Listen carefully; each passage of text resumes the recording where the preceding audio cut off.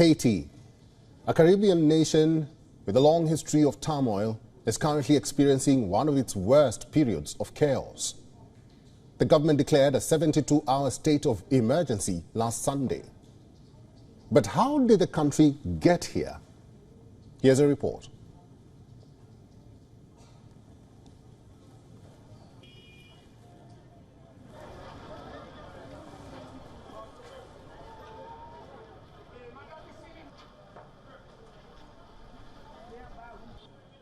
Gangs have closed the airport, robbed seaports, public buildings and even shops.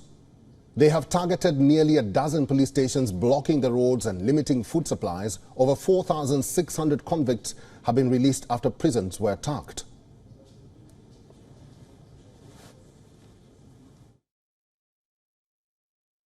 The situation in the country is critical. People can no longer go about their business. Our children can no longer go to school. Merchants can't go to market. No one can move around the country.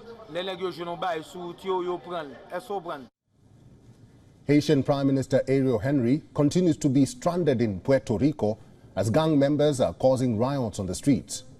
They are demanding his resignation even as the state of emergency around Port-au-Prince has been extended for another month.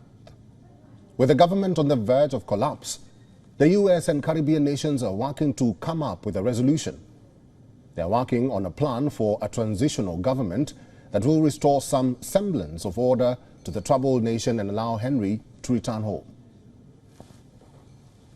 As the situation on the ground grows increasingly dire, we in CARICOM have continued to call on stakeholders, including the Prime Minister, to make concessions in the interest of the Haitian people. So we are not calling on him or pushing for him to resign, but we are urging him to expedite the transition to an empowered and inclusive governance structure.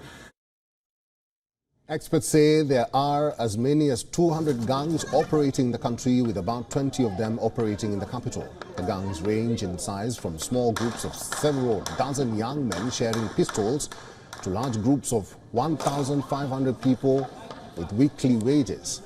At least 12 people are reported dead, 4 of them being police officers. And according to the United Nations, some 360,000 people are internally displaced. Close to 1,200 have been killed and nearly 700 injured since the start of the war this year.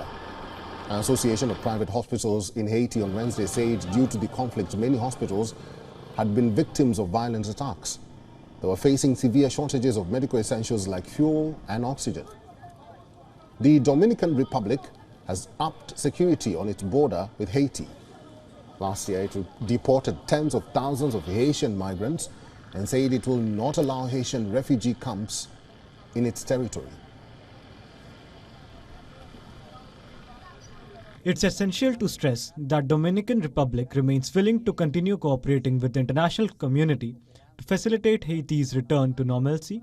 However, it is imperative that any action taken does not compromise our national security. For all the latest news, download the WION app and subscribe to our YouTube channel.